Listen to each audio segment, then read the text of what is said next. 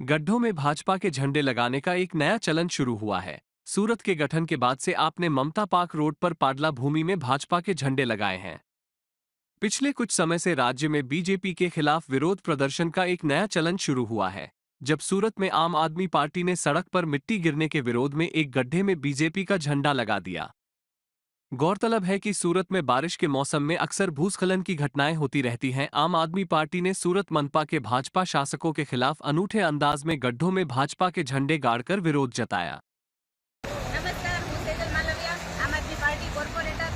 ચોમાસાની શરૂઆત થઈ રહી છે, ઝરમર વરસાદ આવી રહ્યો છે અને આજે હું તમને 30 વર્ષનો ભાજપનો વિકાસ બતાવવા જઈ રહી છું। 30 વર્ષની અંદર ભાજપે ખૂબ જ વિકાસ કર્યો છે। વિકાસના નામે બણગા ફૂંકે છે। તો મારા વિસ્તારની અંદર આજે રચના સર્કલથી ભગવતી સિટી રોડ જતો ત્યાં એક ભૂવો પડેલો છે। કાલે 5 વાગે અહીંયા ભૂવો પડ્યો છે। ભાજપની સરકાર છે, આ ભૂવા પડવાનો રોજનો કાર્યક્રમ થઈ ગયો છે। સુરતની અંદર ગમે ત્યારે એકમાત્ર લગભગ એક દિવસ ભૂવા પડી રહ્યા છે। સમાચારની અંદર આવી રહ્યો છે કે આજે અહીંયા ભૂવા પડી રહ્યા છે, આજે અહીંયા ભૂવા પડી રહ્યા છે। તો એનું કારણ શું છે?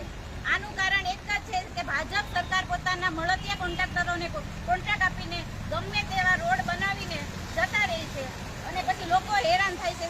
સુરતની અંદર અત્યારે એવા એટલાય રોડો છે કે જે ખૂબ ખાડા છે, કેટલી જગ્યાએ ભૂવા પડી રહ્યા છે, ટ્રાફિકનો વિસ્તાર છે।